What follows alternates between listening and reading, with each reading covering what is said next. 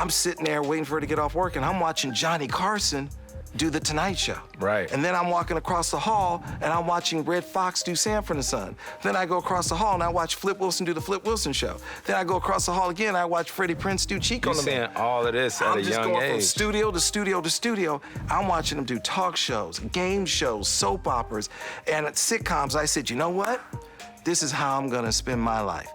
Making television and making people laugh. So is that when it hit you? That's when it hit me. That's when it hit you? 12 years old, and I'm sitting there, and I'm just going, and it was so cool because I would stand in the parking lot every day or like around 2 o'clock because Johnny Carson would pull into his parking space like clockwork at 2 o'clock. You look up, bam, Johnny Carson pull into his spot, and I say, hello, Mr. Carson. How you doing, Mr. Carson?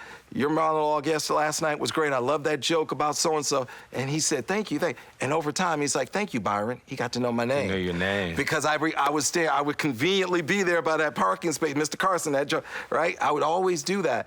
And Red Fox talked to me like I was his best buddy.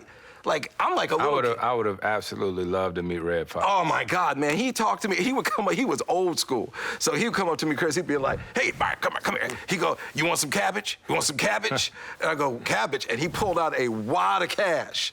A wad of cash. He go, look at that cabbage. Look at that cabbage. Right, but my question to you is at 12 years old, right? Like, when I was a young kid, I watched everything Michael Jordan did. Yeah. I watched every game that came on WGN, and just like a lot of kids, it's a dream. That's right. It's a dream. So for you running into them, you know, that was a dream, and you hoped and you looked up to them, but how did you start your career? Like, when did you start your career? Like, after 12, when did you say, this is it? This is what I'm gonna do? You know, Gladys Knight and the Pips had a summer show, and they taped it at NBC. Summer of '75, I was 14 years old. And they had a comedian on. It was Gabe Kaplan. And I went and knocked on his dressing room door. And I said, wow, sir, I want to be a comedian like you. What do I do? He said, go to the Comedy Store. I called the Comedy Store. I go, is this the Comedy Store? They go, yeah.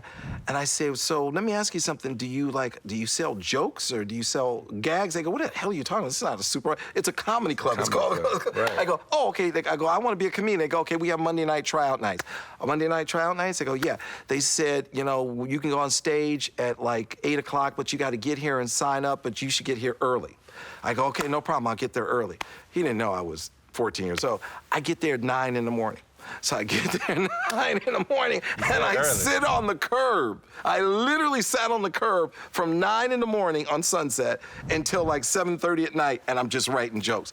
Club opens, Mitzi Short, God bless her. So she opens the door, and I'm thinking, oh my God, I hope she doesn't look up. She's just doing her thing, but my voice gave it away. She goes, okay, what's your name? I go, Byron, and she looks up. How old are you? She goes, how old are you?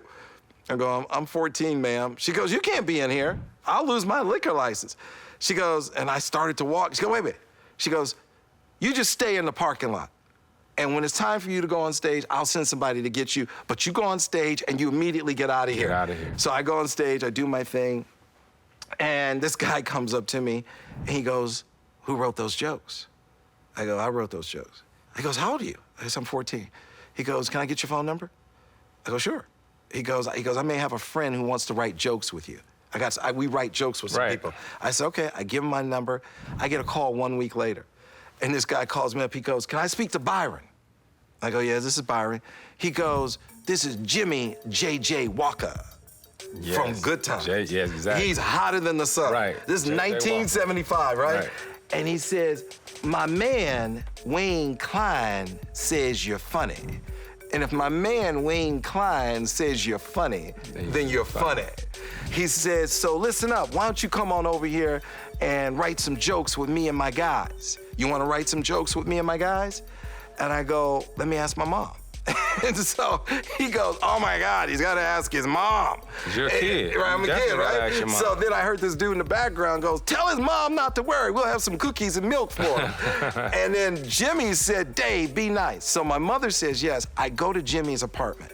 I walk into Jimmy's apartment, and sitting there is Wayne Klein, Jimmy Walker, Jay Leno, and David Letterman, and Marty Nadler, who went on to write and produce Laverne and Shirley and Happy Days. Wayne Klein went on to write all of these people in the same room. Sitting in the room, sitting in Jimmy's apartment on Sunset, 1975. But just so you know, everything that you just said is not normal. I hope you know that.